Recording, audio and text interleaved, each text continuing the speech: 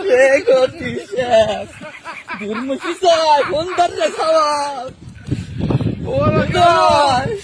বাবা রে গতি শেষ বাবা